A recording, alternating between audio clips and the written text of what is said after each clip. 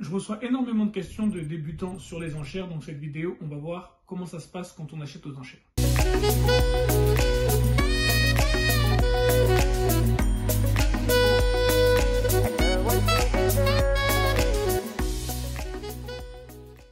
Alors bonjour, moi c'est Lionel d'ML Immobilier et sur cette chaîne on parle bien sûr d'immobilier mais pas que. On parle plus précisément d'opérations de marchand de biens, de grosses plus-values et d'achat-revente. Donc si notre contenu t'intéresse, n'hésite surtout pas à t'abonner à la chaîne. Et il faut qu'on ait plus d'abonnés parce que beaucoup de gens qui regardent les vidéos ne sont pas abonnés. Donc abonnez-vous à la chaîne et aussi activez la cloche pour recevoir toutes les notifications de nos nouvelles vidéos.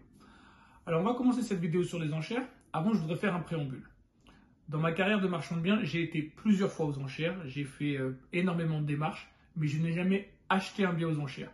Pas parce que je n'aime pas ça, c'est juste parce que je n'ai pas trouvé d'occasion. Donc je vais expliquer les différents aspects des enchères.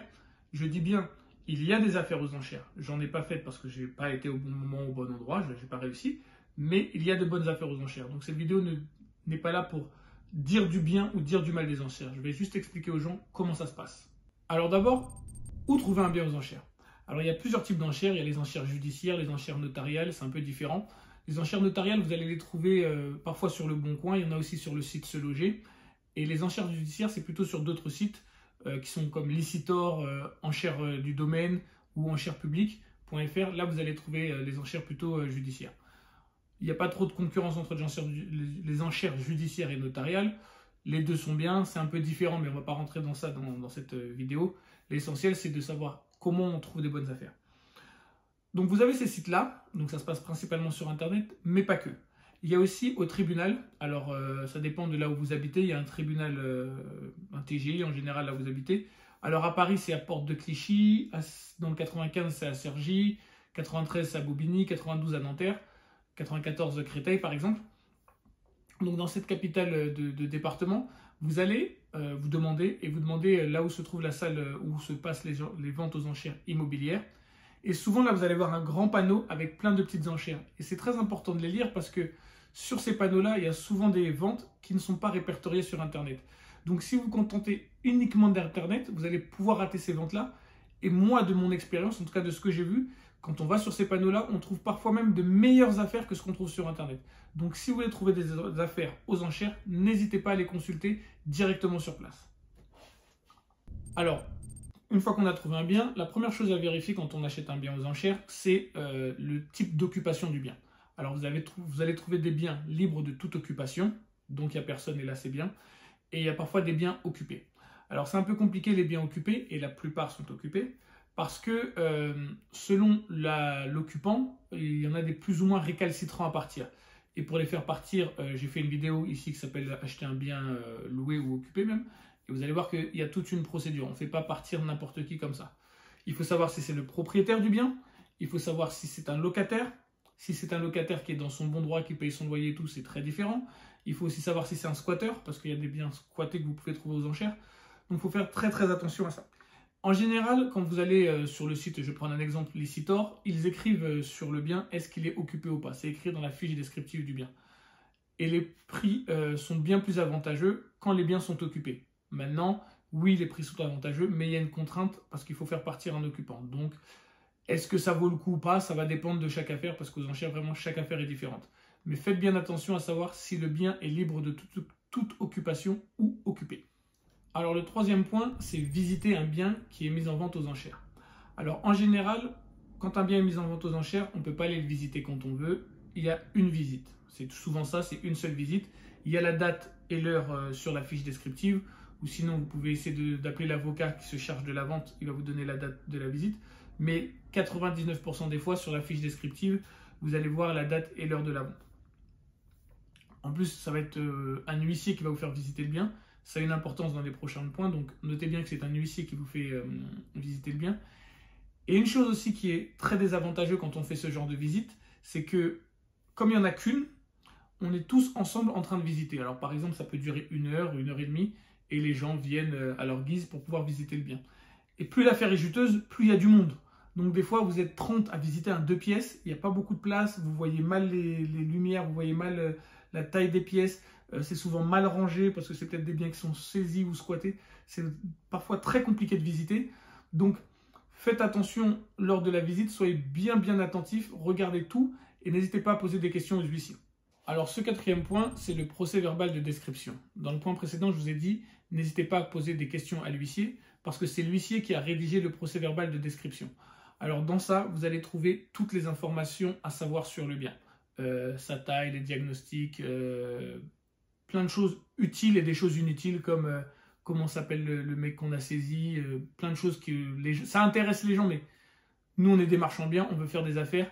Que le mec s'appelle Pierre-Paul-Jacques Dupont, on s'en fout en fait. Nous, ce qui nous intéresse, c'est vraiment, est-ce qu'en achetant ce bien-là, on fait une bonne affaire? Vous allez aussi savoir l'état de la copro, s'il y a des travaux à prévoir et autres. Donc c'est vraiment très important de jeter un coup d'œil, même de lire, parce que jeter un coup d'œil, c'est pas assez, de lire ce procès verbal de description. Et le meilleur moyen de se le procurer, il y a plusieurs moyens, je vous le dis tout de suite, mais le meilleur moyen, c'est le tribunal de grande instance qui va s'occuper de la vente.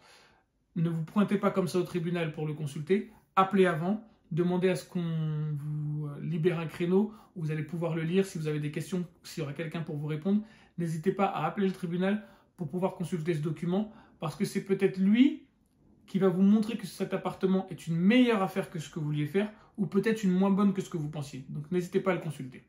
Alors pour pouvoir enchérir aux enchères, tu dois prendre un avocat. C'est pas, tu n'arrives pas aux enchères comme ça le premier jour et tu lèves la main comme on voit à la télé. Non, tu devras mandater un avocat. Alors pour être mandaté, il y a des avocats qui le font gratuitement, il y a des avocats que tu dois payer. Mais je pense que de plus en plus tu dois les payer. Et après, cet avocat va enchérir pour toi. Maintenant, si tu remportes l'enchère, forcément, c'est plus gratuit. Hein. Là, il faudra le payer parce qu'il t'aura fait gagner l'enchère, entre guillemets, fait gagner l'enchère. Et c'est aussi lui qui va te prévenir de tous les différents papiers que tu devras fournir, des pièces d'identité, des livrets de famille, plein de petites choses comme ça. Et aussi des différents chèques dont tu devras t'acquitter pour pouvoir enchérir. Parce que pour pouvoir enchérir, il faut payer. Alors, ça dépend de plein de petites choses. Je ne vais pas vous donner des montants comme ça. En général, sur les annonces, il y a les montants. Et donc, il y a des chèques à donner, des chèques de consignation pour pouvoir enchérir. Mais ça dépend vraiment de chaque bien, de chaque montant. Donc, si je commence à dire des chiffres, on va être perdu. Mais l'avocat, lui, va te donner avec précision le montant des chèques dont tu devras présenter pour pouvoir te porter acquéreur. On ne va pas aux enchères sans avocat. Après, je vais parler de mon expérience. À chaque fois que j'ai pris un avocat pour ce genre de choses, il m'a toujours demandé, je ne sais pas pourquoi, donc s'il y a des gens à qui on l'a demandé, mettez-le en commentaire. Si on n'a pas, dites-moi que vous, ça n'a pas été le cas pour vous, mais mettez-le aussi en commentaire. On m'a toujours demandé d'avoir un avocat qui était du département où se faisait la vente. Par exemple, si j'étais à Paris, un avocat de Paris. Si j'étais dans le 92, un avocat à Nanterre. Pas forcément dans la ville de Nanterre, hein, mais qui était domicilié dans le 92. Si j'étais au tribunal de Créteil dans le 94, un avocat qui était dans le Val-de-Marne. Je ne sais pas pourquoi on m'a demandé ça, je ne sais pas si c'est une obligation ou pas, mais c'est mon expérience, donc je vous la fais partager. Alors ce sixième point, c'est les prix aux enchères. Je ne sais pas pourquoi, si ça arrive à d'autres personnes, là aussi, n'hésitez pas à le mettre en commentaire. Il y a une frénésie dans la salle qui fait que les prix montent. Des fois, ce n'est pas le cas. Hein. Des fois, les prix restent très bas, je ne sais pas trop pourquoi l'expliquer. Et des fois, les prix montent énormément. Et j'ai souvent vu des gens, alors je ne sais pas si c'est par orgueil, si c'est leur ego, ou si vraiment il y avait un attachement à une maison, je ne connais pas l'histoire des gens qui étaient là, mais à chaque fois, dans chaque séance, vous allez voir des biens qui partent à des prix mais extraordinairement hauts. Et ce n'est pas une fois de temps en temps, hein, c'est régulier. Aux enchères, avant, il y avait de très très bonnes affaires, mais j'avais pas l'argent pour les acheter, j'y allais comme ça. Après, quand j'ai commencé à avoir l'argent pour les acheter au fur et à mesure, les prix montaient tellement aux enchères qu'ils étaient supérieurs à ce qu'on pouvait trouver sur le Bon Coin ou Se Loger. Donc moi, c'est peut-être pour ça que j'ai jamais fait d'affaires. Mais sur certains biens, les prix sont vraiment surestimés. Les gens mettent trop d'affectifs et nous, en tant que marchands de biens, ce qu'on cherche à faire, c'est une bonne affaire. Et c'est pour ça, ne tombez pas dans ce piège de vouloir gagner à tout prix. C'est la pire des choses, n'essayez pas de gagner à tout prix. Si c'est une bonne affaire, on y va. À partir du moment où on constate que c'est plus une bonne affaire, on a franchi notre plafond, on arrête. C'est un conseil. Alors ensuite, tu as un délai de 10 jours. Alors ce délai, il est très important parce que c'est un délai qui est spécifique aux enchères où n'importe qui peut venir surenchérir par rapport à l'enchère à laquelle ça t'a été adjugé. Donc il faut faire attention. Après, il y a un minimum pour enchérir. Hein. La personne, si tu as eu le bien à 100 000 euros, elle ne peut pas venir mettre 1 euro et on recommence à zéro. Non, c'est pas ça. Il y a un montant minimum auquel la personne doit surenchérir. Et à partir du moment où quelqu'un a surenchéri, le bien est remis à la vente. Alors je ne sais pas si ça dépend. Des fois, c'est 2 mois, 3 mois, 6 mois après. Ça dépend vraiment de chaque bien. Mais il faut aussi compter ce délai-là. Et tu dois savoir que c'est pas parce que le bien t'a été adjugé à un tel montant que la bataille est finie. Non, non, il y a encore une autre bataille à mener, c'est la bataille des 10 jours. Donc il faut que tu le saches aussi. Et le dernier point, c'est le paiement. Le paiement, il est bien spécifique aux enchères. Alors il se fait entre 45 et 60 jours. Ça peut dépasser un petit peu des fois, mais bon, voilà. Donc, et c'est un paiement sans clause suspensive. Alors je m'explique. Quand on achète un bien immobilier à une agence ou autre, on peut mettre dans son compromis de vente une clause suspensive d'obtention du prêt. C'est-à-dire, si je n'ai pas mon prêt, on annule tout et je ne suis pas propriétaire du bien. Tandis qu'aux enchères, ça n'existe pas. Si tu viens, tu as le bien, tu dois payer. Alors, c'est pour ça que la plupart des gens qui vont aux enchères vont avec beaucoup de cash, donc ils ont l'argent pour pouvoir le faire, ou ils sont vraiment sûrs à 2000% d'avoir leur prêt. Et moi, je tiens à le dire, n'allez pas faire des affaires aux enchères si vous n'êtes pas sûr d'avoir votre prêt. Vous pouvez vous retrouver dans des galères, parce que même si vous n'arrivez pas à payer les chèques que vous avez donnés à votre avocat, il y a peu de chances que vous les revoyez parce que forcément vous allez devoir payer des pénalités. Si vous avez pris un bien aux enchères et que vous n'êtes pas capable de le payer, vous allez devoir indemniser toute la structure judiciaire qui a saisi le bien. Donc, il faut faire vraiment très très attention. N'allez pas vous aventurer si vous n'êtes pas sûr d'avoir votre prêt, ça peut être dangereux. Donc, pour conclure cette vidéo, je dirais... Est-ce que je conseille les enchères pour quelqu'un qui démarre dans l'achat-revente? Non. Est-ce que je le déconseille? Non plus.